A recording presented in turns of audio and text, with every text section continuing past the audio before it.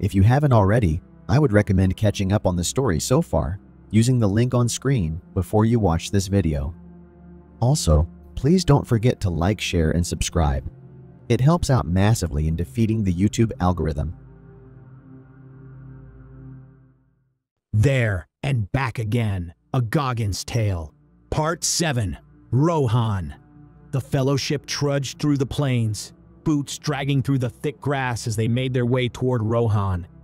Frodo found himself oddly at peace, despite the threat of danger lingering in every shadow. He had much to thank Mr. Goggins for, who in his eyes had saved him twice in a single day. Once from the evil mood that had taken Boromir. Even now, Frodo shuddered thinking what may have transpired had Goggins not been there, and also to save him from a mad tookish decision to continue alone on the quest to destroy the ring, though he did not know the way. True, he and the other hobbits were now vastly stronger and more capable after the trials and training of Mr. Goggins, yet that would only carry him so far in that horrible land. Sure, he was crude, almost animalistic at times, using words that made the black speech of the orcs seem positively pleasant at times, but he had more than proven himself a dependable ally, a friend, one of them. Frodo stole a glance at Goggins, who was in the middle of another tirade. "All that is gold does not glitter," chuckled Frodo to himself. "No, my friend, you are the darkest gold I've ever seen, but your character does shine all the same. Never in my motherfucking years have I seen such a despicable, treacherous piece of shit like you, Boromir. There's a place full of people like you back in my world. Israel, you'd fit right in with those thieving, lying motherfuckers. Chosen people, my ass." Boromir's cheeks flushed with a mixture of shame and anger, but he kept his head down, not meeting Goggins' fiery gaze. "Trying to snatch the ring from a defenseless fucking child. You got some motherfucking explaining to do. I've got my eye on you now." Frodo, walking a few paces behind, couldn't help but feel a surge of relief. "Frodo, get your ass up here, man," called Goggins. "Yes, friend Goggins. Listen up here, little nigger," he said loudly so that the entire company caught the conversation. "You let me know if P. Diddy here tries to put his finger in your ring again. I'll have Gimli chop all his motherfucking fingers off and his dick too. He ain't gonna have anything to slip that ring onto." Goggins had been right. Frodo had been foolish to think he could handle the journey alone. The ring's influence was too strong, and Goggins' no-nonsense approach was the only thing keeping the Fellowship from falling apart. Frodo's heart warmed a bit, despite the harshness of their surroundings. Goggins, in his own foul-mouthed, relentless way, had protected him.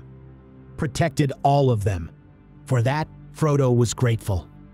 His body ached, and he was more than ready to rest his weary feet, but he had a renewed sense of purpose with his companions by his side.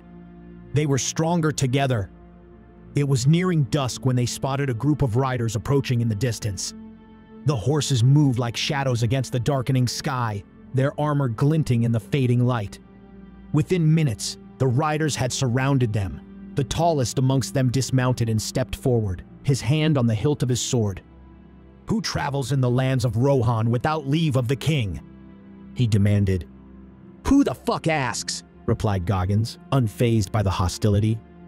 The rider stiffened, his gaze narrowing. "I am Eomer, 3rd Marshal of the Rittermark, and you, strangers, are on our land." Goggins took a step forward, sizing the Marshal up. "Well, Eomer, you long-haired fuck. The United fucking States, that's who. We go wherever the fuck we please."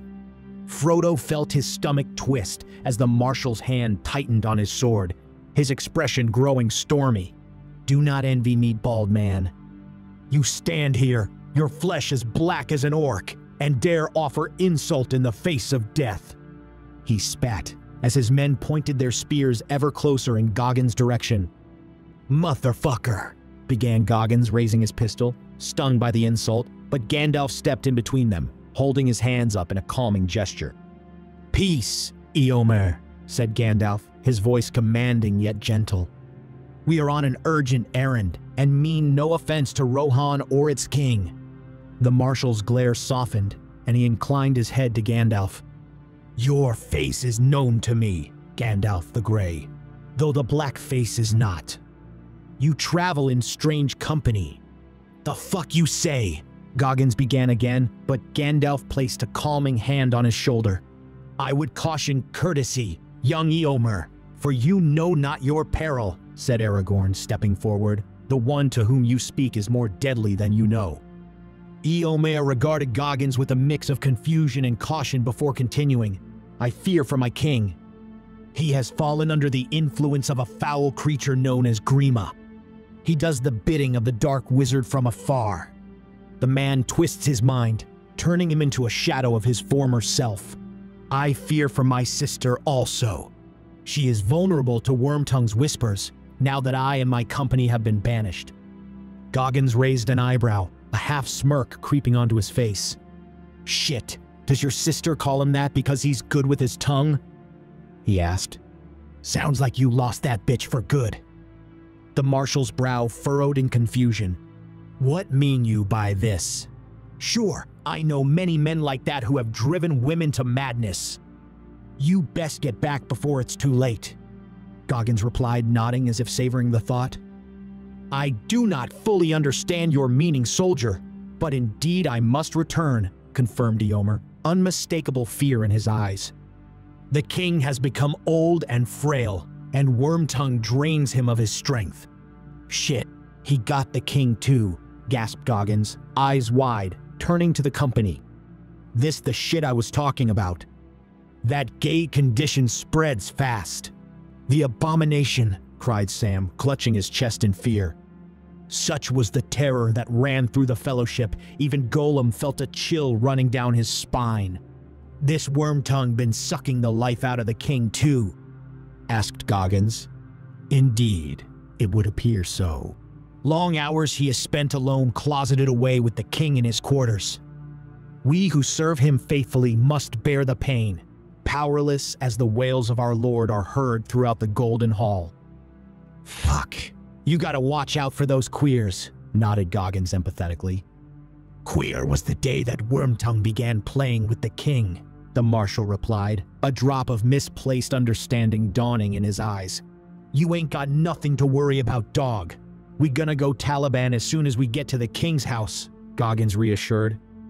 "So you will come with us to see the king and aid our cause." "I got you, brother," responded Goggins, fist-bumping the horse lord. Smiling, Eomer took a step back, looking around at the rest of the company. He noticed to his surprise and joy another face he recognized with the company. "Lord Boromir, forgive me, I did not recognize you," he greeted, stepping forward and embracing Boromir. The initial hostility melted away in the presence of Boromir, the two men clasping arms in a gesture of respect. The fellowship watched the exchange in silence, noting how the marshal's face softened at seeing a familiar ally. For a moment, it seemed like Boromir's former authority and honor were restored, albeit briefly, among the warriors of Rohan. "All is well if you are with this company," Eomer said, hope returning to his eyes. "And you'll be glad to know your father and brother still keep Gondor's borders strong, though dark times are upon us." Boromir nodded, his expression torn between relief and guilt. "The strength of Gondor endures, though I am far from my people," he replied, casting a brief glance at Frodo, who shifted uneasily under the weight of Boromir's gaze. The tension lifted slightly as Eomer's men relaxed their stances. Yet, Goggins, arms crossed, let out an exaggerated sigh, earning a few wary glances from the riders around him. "Right, we ain't got time for a motherfucking reunion," Goggins interrupted. "Move the fuck on." His voice carried the bluntness the fellowship had come to expect from him, but it also served as a sharp reminder of the urgency of their task. Gandalf, eager to keep the peace, stepped forward again. "Indeed, we journey to Meadowseld to speak with your king. The time is short." Eomer nodded in acknowledgement and ordered horses be brought for the company. "War gathers on our borders. It would comfort us greatly if you and your men fought with us," said Eomer to Boromir. I am not the leader of this company, but if the Lord Goggins gives leave, we will come to your aid." Eomer looked to Goggins. "Sure, man," replied Goggins casually. "Then all is well," shouted Eomer joyfully. "What great fortune to come across such allies amongst the tall grass."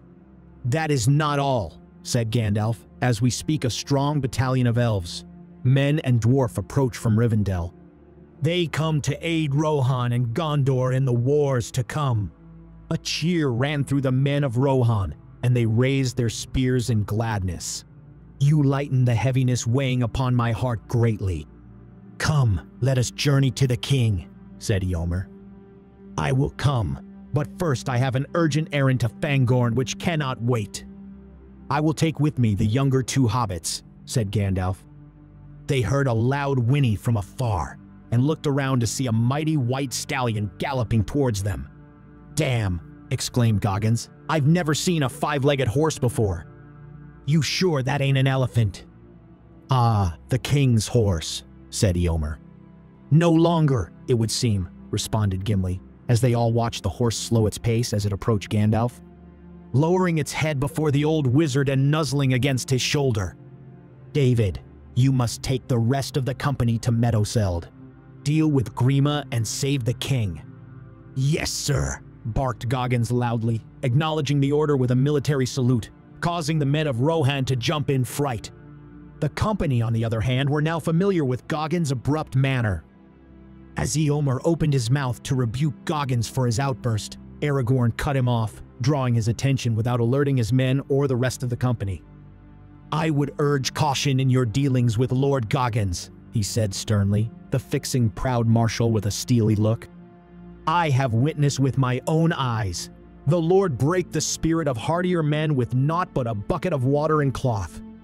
You look upon the deadliest of men that walks upon Middle-earth, Eomer. If man he is, that is. I wager he be one of the mayor," said Aragorn to Eomer, as the others were led to horses. "Dark though his face is, it is warning to those that look upon him of a dreadful fate." Eomer's gaze flickered to Goggins, who was busy adjusting his gear, paying little attention to the quiet exchange between Aragorn and the Marshal of the Rittermark. It was clear he didn't understand what he was dealing with in Goggins, and Aragorn's warning seemed to settle something in Eomer's mind. He nodded once, as if accepting Aragorn's words.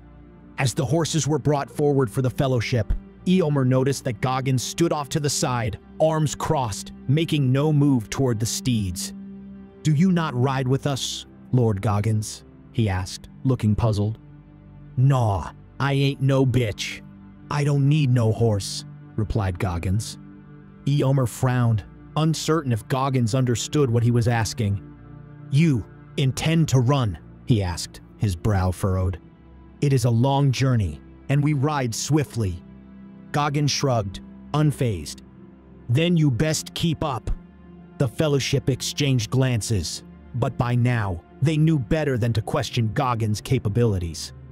The Rohirrim, however, were left speechless, exchanging dubious looks as they mounted up and began their journey toward Meadowseld. As the rest of the fellowship mounted up with Gollum riding together with Boromir, Gandalf took his place on the magnificent white horse, Shadowfax, whose arrival had lifted the spirits of all. He turned to the group, his sharp eyes moving from Frodo to Aragorn, and finally resting on Goggins. "David, the task that lies ahead will test your mettle. The King of Rohan is ensnared in a dark spell, and his mind and spirit are withering. Do not underestimate Wormtongue's hold over the king. He is but a pawn in a greater game," he said. "Trust only your allies and be wary of the words of twisted men." Goggins nodded. "I'ma fuck that nigga up good." With that, the company spurred their horses forward, the plains of Rohan stretching out before them like an endless rolling sea of green. The group rode hard, with the men of Rohan leading them at a swift pace toward Meadowseld, but in awe as they watched the lone figure of Goggins keeping pace with their mighty horses. As they drew nearer, the golden hall of Meadowseld came into view, its thatched roof glinting faintly even in the fading light. The majesty of the golden hall was undeniable, But even from a distance, the land surrounding it seemed subdued, as though a shadow had settled over the realm. The sounds of the village were muted, and the people they passed appeared weary and downtrodden, casting wary glances at the riders and their strange company. Goggins' eyes swept the scene with a calculating look, taking in the despair that lingered in every corner. "Looks like someone put the fear of God into these little bitches," he muttered to Aragorn, who rode beside him. "Their spirits falter under the growing shadow." Aragorn nodded, his gaze steady as they rode through the gates and up the path to the Hall of Meadowseld. The guards at the entrance looked uncertain, but the marshal's presence silenced any questions. They were stopped at the doors of the Golden Hall by Hama the door warden, who demanded all lay down their weapons before entering.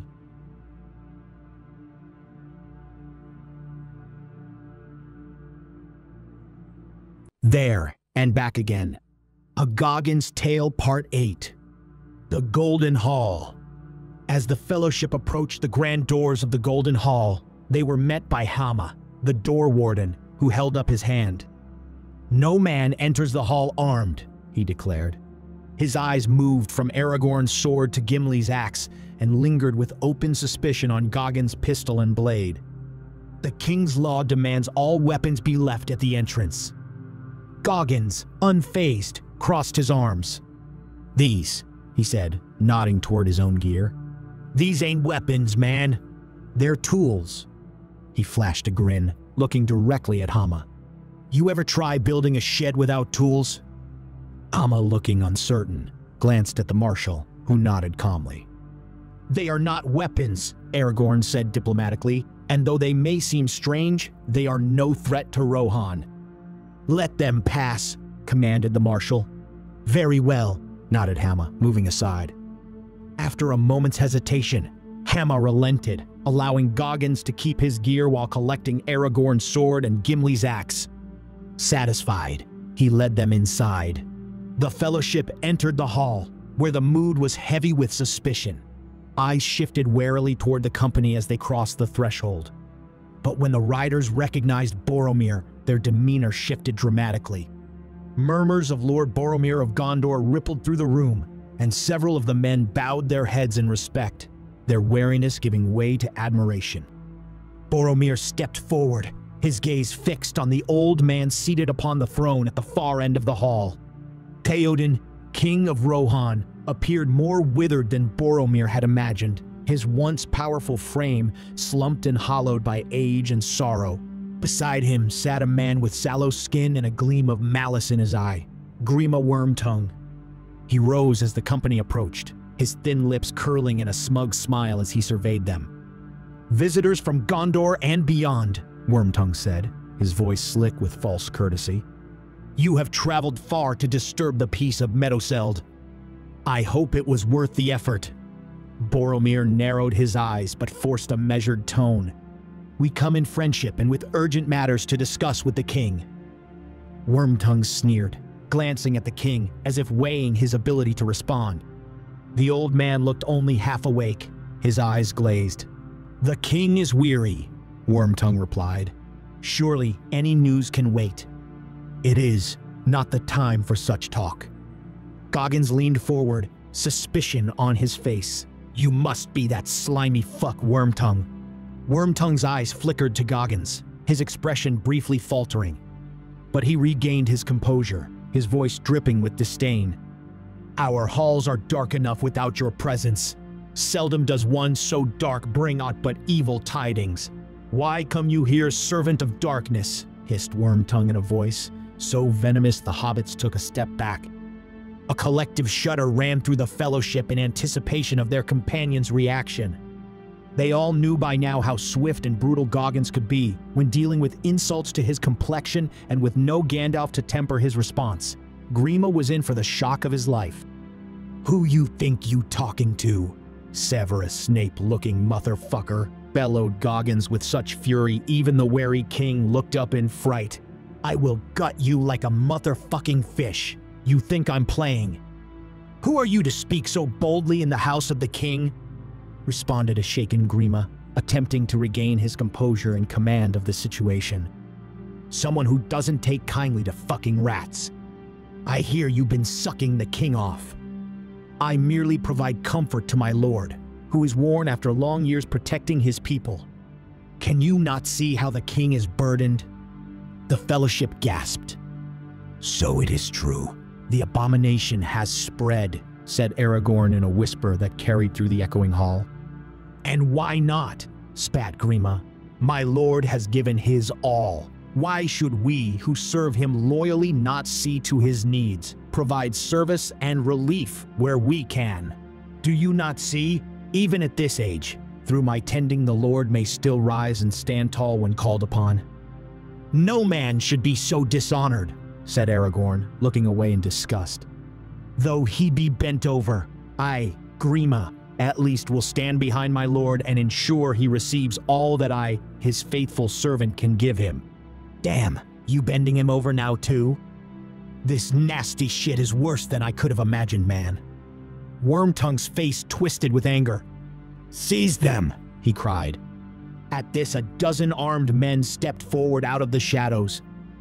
"Hold!" commanded Eomer, stepping forward. "You hold no power here," spat Gríma, "you who are banished from this land." He gestured for the men to continue, but they now hesitated, reluctant to harm the Lord Boromir and disobeying a command from the former marshal. Eomer stepped forward, his face hard with anger as he confronted Gríma. "You twist the king's will to your own ends, Wormtongue," he accused, voice carrying through the hall. "Rohan suffers because of your poison, and its people would see you cast out." Gríma sneered, though he shrank slightly under the marshal's intensity. "And you, Eomer, are a traitor to this realm, stripped of your titles, a vagrant with no authority in this hall. Do you dare challenge the king's most trusted counselor?" Eomer bristled, his hand inching toward his sword hilt as he stepped closer. "The only thing you counsel is corruption. If it were not for the king's current state, you would have faced judgment long ago." "Enough!" Goggins' voice cut through. Eomer and Gríma paused, their harsh glares fixed on each other. But before Gríma could respond, Goggins took advantage of the silence, his patience visibly gone. In a flash, Goggins lunged forward, fists flying into Gríma's thin, sallow face with a brutality that left the onlookers frozen in shock. Each strike landed with a sickening impact, and Gríma crumpled, unable to muster even a weak defense. Those watching turned their eyes away, wincing as Goggins continued the merciless beatdown, his face set in fury. Sam, standing back, actually managed a relieved sigh, thinking, "Glad it's not me this time." When Goggins paused, his fists bloodied, Aragorn stepped in, grasping Gríma by the collar. He exchanged a quick nod with Goggins, and together they dragged the cowering Wormtongue from the hall into a small chamber just off to the side. They threw him against the stone wall where he collapsed, trembling and clearly broken. Aragorn leaned close, his voice deadly quiet. "You know what we seek, Gríma. Tell us your master's plan." But Goggins cut in. "Now, normally I'd take the easy option and just waterboard your ass, but I feel your ass deserves the full experience." Gríma, bloodied and shaking, cast desperate glances between them, but Goggins loomed close, his cold stare unyielding. "I fucking hate traitors," Goggins growled. "Tell us about your boyfriend Saruman, or you ain't gonna see tomorrow." "I don't know what you're talking about," stammered Gríma, coughing up blood. "Gimli, get in here, man," shouted Goggins, loud enough for the dwarf to hear through the wall. A moment later, he appeared. "Go get your axe from that little bitch at the door." "Yes, my lord," replied Gimli, giving his master a nod of admiration before swiftly following the order. They heard some commotion in the direction of the entrance to the hall, followed by a dull thud, then heavy dwarven footsteps a moment later. The dwarf entered, appearing pleased at being reunited with his prized possession. Goggins turned back to Gríma, who lay sprawled on the cold floor. "Now you've got a choice. Either you tell me what I want, or my boy Gimli here's gonna take a leg." Gríma's eyes shot open in fear. He spoke in a voice barely louder than a whisper, so as not to be overheard. I was only following orders." The wizard put a spell on me. I see it now. He has plans for Rohan to fall to him. I am loyal to the king." After Gríma's stammering confession, Goggins shouted for Frodo and Sam, a mischievous grin spreading across his face. "Well, boys," he said, cracking his knuckles, "looks like it's your turn to handle the rat. You want a shot at interrogating a prisoner, right?" Gríma, still hunched and trembling on the floor, chuckled weakly as he eyed the hobbits. "What is this?" he sneered, struggling to stand. "You send children to handle me? I've endured worse than the pitter-patter of small fists. Go back to your toys." Frodo and Sam exchanged a glance. A sudden, dark intensity gleamed in their eyes, a look Aragorn and Gimli had never seen in the two hobbits before. In silent understanding, they stepped forward and began their work. "That's for the disgusting abomination you did to the king. You should never have touched him," roared Sam as he snapped Gríma's pinky finger with merciless force, causing the mock smile on Wormtongue's face to vanish. "You little bastards!" Gríma yelped, trying to wrench himself free, but Frodo was quick to grab his hair and pull hard, tearing greasy locks out by the root. When Gríma tried to swipe at them, Frodo ducked and drove his fist squarely into Gríma's face, breaking his nose with a sickening crunch. Aragorn and Gimli, watching nearby, looked on in astonishment. Aragorn shook his head, unable to believe the sheer intensity that had come over the usually gentle hobbits. Even Gríma's hissing threats and pleas were met with cold, unwavering stares from Frodo and Sam, who continued snapping his fingers one by one. Gimli muttered, "I've seen warriors with less stomach for this kind of work." Aragorn nodded, his eyes narrowing with quiet respect. They have changed. Perhaps Goggins has given them more than just courage. The hobbits finished, leaving Gríma a broken, blubbering mess on the floor. Frodo and Sam stood, chests heaving, with an intensity that slowly melted as they looked to Goggins for approval. Goggins nodded, smirking with pride at the two. "Good work, boys. Looks like you've grown more than a few inches since I met you." Gríma whimpered, clutching his battered hands. He had underestimated them and paid dearly for it. Aragorn's eyes darkened. "Your treachery ends now." He turned to Goggins, satisfied with the confession and punishment.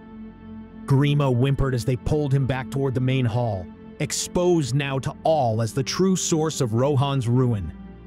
With Gríma finally subdued, Aragorn and Goggins handed him over to the marshal, who ordered his men to bind the traitor. Aragorn and Goggins turned their attention to the king, who still sat slumped, his gaze empty and clouded.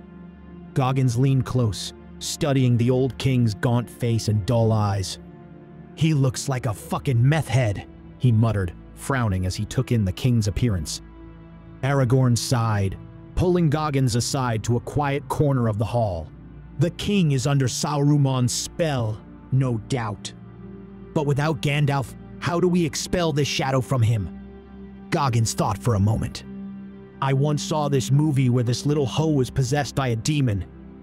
They had to perform an exorcism to get that motherfucker out." He raised an eyebrow, a plan forming. "We're gonna need a cross and some holy water, man. And you're gonna need to address me as father for this to work."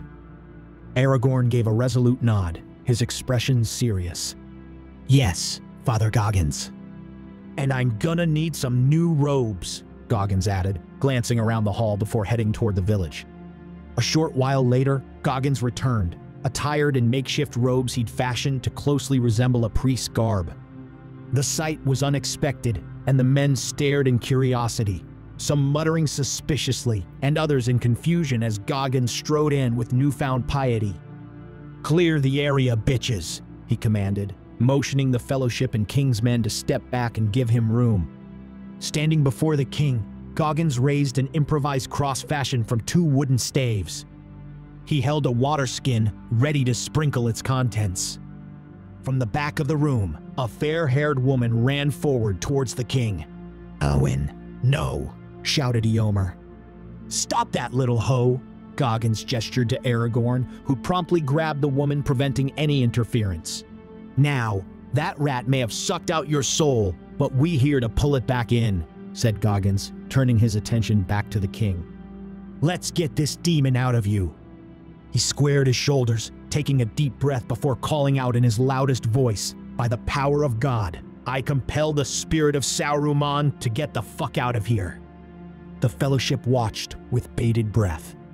Aragorn, who stood restraining the struggling woman, whispered, Father Goggins, is it working? Goggins did not respond. Focusing on the king, he continued the exorcism. In the name of God, release this motherfucker immediately. He splashed water across the king's face and crossed himself dramatically. But there was no effect. Disappointed, but still undeterred, Goggins thought for a moment, glancing around shiftily.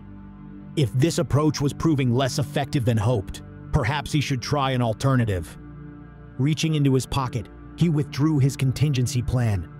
A small, sleek device with 2 sharp prongs at the tip. A taser. Goggins grinned, unfazed. Sometimes you gotta shock a motherfucker back to his senses. A crackling arc of electricity leapt between the prongs. With a nod to Aragorn, Goggins jabbed the taser into the king's forehead.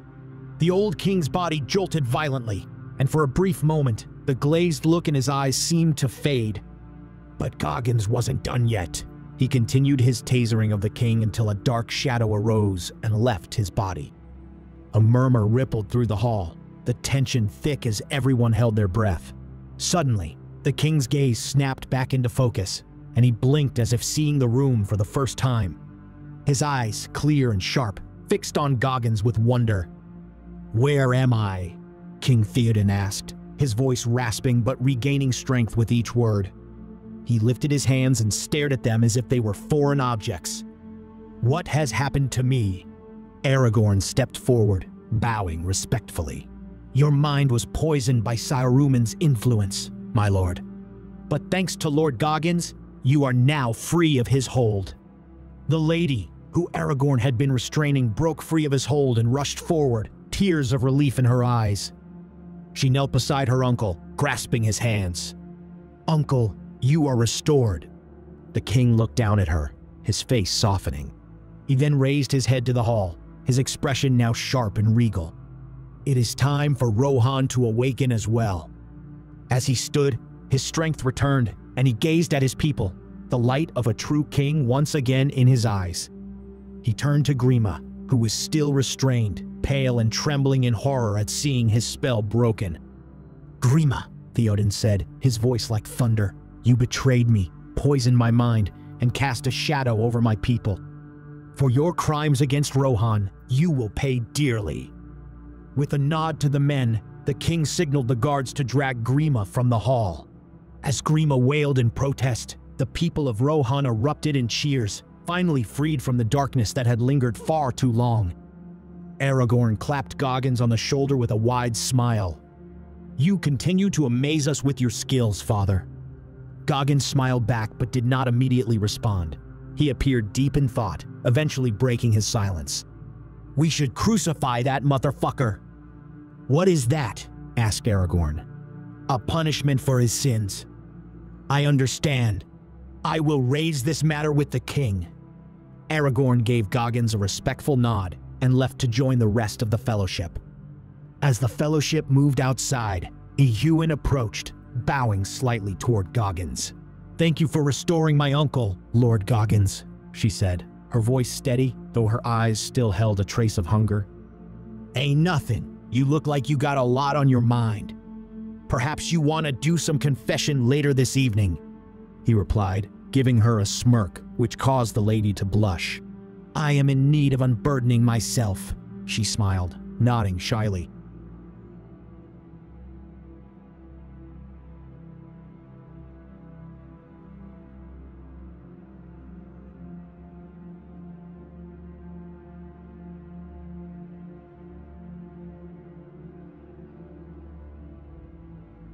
There and back again. A Goggins Tale. Part 9. The Golden Hall. The king sat back in his throne, his gaze steady and clear once again. For a long moment, he took in the fellowship standing before him, his eyes lingering on Goggins, who stood confidently with his arms crossed. "I owe you a debt, Lord Goggins," he said, bowing his head slightly. "You have freed me from a darkness that bound me. I am free again to serve my people. I thank you for your courage. Rohan will not forget this." Goggins nodded. "Ain't nothing, sir. Just doing my job.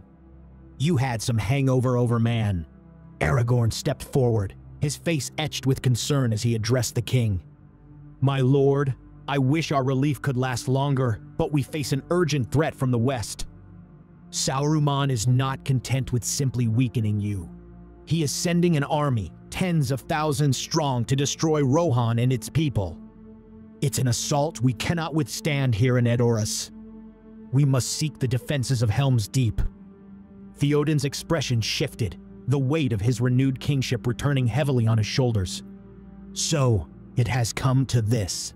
He nodded grimly, his gaze drifting to the open doors of Meadowseld, where the sun was beginning to set over the plains of Rohan. "Then, we shall ride to Helm's Deep at dawn. My people, my men, they will be ready." "Not just your people, my lord," interjected Boromir, stepping forward and placing a hand over his heart. "The men of Gondor stand with Rohan, and I will ride with you when the time comes." Théoden's eyes brightened with hope as he looked upon Boromir. "Gondor's strength is most welcome. You honor us, son of Gondor."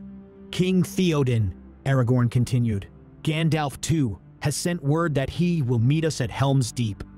I bring news also of a battalion of elves, dwarves, and men riding to aid us from Rivendell. Together, we will hold Helm's Deep against Saruman's forces." At the mention of Gandalf's name, Théoden's face grew hopeful, yet wary. "Gandalf," he muttered. "The wizard is ever a beacon in the dark. If he brings more warriors to our side, then perhaps we stand a chance." He turned to Goggins, nodding thoughtfully. "And what of you, Lord Goggins? Will you lend your strength to Rohan once more?" Goggins glanced around at the Fellowship and shrugged, feigning a casual indifference. "Fuck, yeah, I got some special toys ready for this one. Plus, I got some unfinished business with Isengard." He gave a grin that made more than one guard take a nervous step back. The king smiled. "Very well, Lord Goggins. Negros Moors, I name you, the Black Death to your enemies, and forever a friend to the Mark." Aragorn clapped Goggins on the shoulder. "It is well deserved, my lord. We are all together in this. Rohan shall not stand alone." The king rose from his throne, his eyes alive with the desire for battle. "Then it is settled. We leave for Helm's Deep before the dawn. Tonight, we rest, for tomorrow we ride against the storm." The king's voice rang through the hall and was met with a loud cheer by all present. As the hall gradually emptied, leaving only the low murmur of guards stationed at the doors, Aragorn stepped closer to the throne and lowered his voice. "My lord, there are matters that must be discussed in private." "Very well," replied the king, his expression darkening. "Follow me." With a slight motion to a nearby guard, Théoden led Aragorn and Goggins through a narrow passageway into a small, dimly lit chamber that served as a private council room. The air here was still and heavy, untouched by the vigor of the day. Théoden gestured for them to sit, but Goggins and Aragorn remained standing. "My lord," Aragorn began gently. Gríma's influence went far beyond mere words of deception. "He defiled the sanctity of your mind, your body, and your throne." Théoden's brow furrowed, and he braced himself against the table as Aragorn continued. "We have discovered the enemy's new weapon, the abomination. And in Rohan, our worst fears are now realized." Aragorn took a deep breath, steadying himself. "Think you that your frail state was due only to old age? Nay, Théoden King, it is not so. Wormtongue has treated you as man would his woman, in your private chamber, beyond the protection of those who serve you faithfully, and would have lain down life to protect their king from defilement." Aragorn paused, gauging the reaction to his news. The king's hand shook as he placed it upon his brow. Go on. As men who claim the booty of war, continued Aragorn. Yeah, he got that booty all right, exploded Goggins, unable to restrain himself. That motherfucker bent you over, like Diddy. Aragorn cut him off. Clearly, his approach would be more suitable to delivering such sensitive news. No man, never mind, if he be king, should have to endure that which you have endured, Théoden king. It is a wonder you are able again to stand. The king's face paled. He sank heavily into a chair, his hands clutching his head as Aragorn described how Gríma had desecrated his body. I trusted him, Théoden murmured, his voice hollow. Trusted him as a servant and friend. How could he do this to his king, to the kingdom he swore to serve? There must be justice, my lord, continued Aragorn, his eyes cold. For crimes so vile, for such betrayal, there can be no leniency.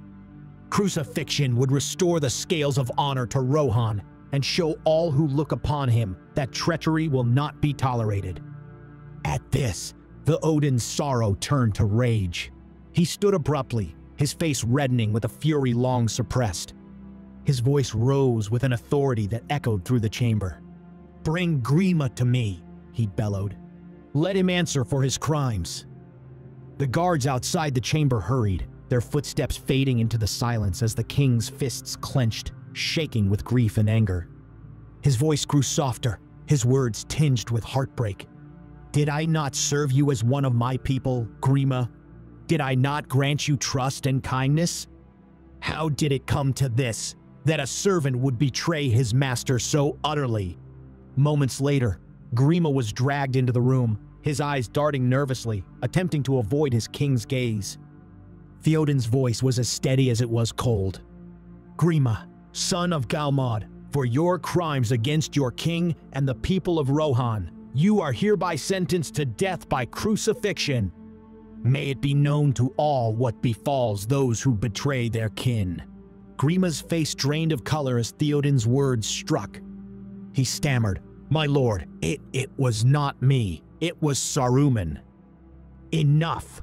Théoden's voice cut through Gríma's pleas, final and unyielding. How do I now go to the halls of my fathers, and in their mighty company, not be ashamed, as man who was defiled by another man? As Gríma was dragged away to face his sentence, Théoden lowered his head, weeping as the weight of betrayal settled heavily on him. The deed was done, and justice would be served, but a scar remained, one that could never be mended. Speak of this to no one, he muttered to Goggins and Aragorn, who both nodded. In the hushed darkness following Gríma's sentencing, the people of Eomer were gathered before the Golden Hall. By the king's command, the sentence was carried out swiftly, and by the dawn, word had spread through Rohan of Gríma's fate. His broken form, displayed as a warning, marked the close of a dark chapter for the kingdom, but justice, harsh as it was, brought a fragile sense of peace to the king and his people. As the day wore on, preparations were made to accommodate the fellowship. Warriors gathered their arms, children helped stack supplies, and the townsfolk worked tirelessly to make ready for the journey to Helm's Deep. The fellowship was shown to guest quarters, simple but comfortable rooms within the high walls of Meadowseld. Late into the night, after the bustle had died down and the quiet settled over the town, Goggins, alone in his quarters, heard a soft knock at the door. Opening it, he found the Lady Éowyn, wrapped in a dark cloak, her expression intent yet hesitant. "What's up, ma'am?" he greeted, unsure of her purpose at such a late hour. "Lord Goggins," she began, her voice barely above a whisper, "please forgive me. I seek a private word, if you would grant it." "Get that fine ass inside," he said, and stepped back, allowing her inside. She stood in the center of the room, her hands clasped tightly before her. Goggins noticed a faint blush on her cheeks as she began to speak, her voice wavering. "I wish to make a confession." She paused, taking a steadying breath. "I am no longer the innocent maiden I once was. My heart, like Rohan, has long ached with a quiet loneliness." Her eyes held a mixture of shame and defiance. I have lain with men here and there, seeking solace in secret places and stables, but none has yet satisfied the longing within me. Goggins raised an eyebrow and suppressed a smirk. Forgive me, she continued.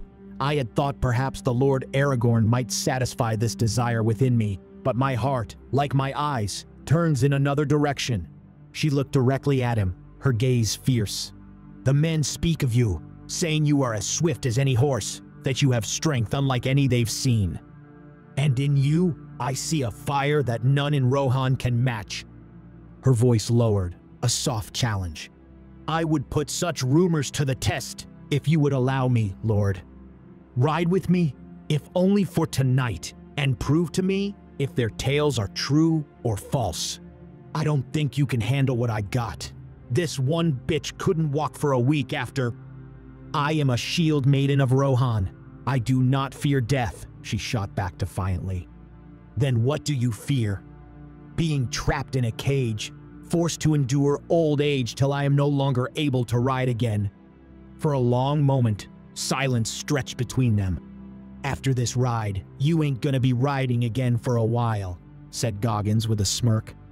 The folk of Rohan would forever say the spirit removed that day from their king, returned that night to fill the town with its wails, keeping even the animals awake and foreboding of a great battle to come. How the wind howls. Thanks for joining us on this adventure. If you enjoyed the journey and are eager for more wild fan fiction, don't forget to hit that like button, share with your fellow fans, and subscribe for more episodes. And if you're as enchanted by the idea of Middle-earth meeting Hogwarts as we are, make sure to check out our series exploring this magical crossover. Your support brings these worlds to life. Until next time, keep the fantasy alive.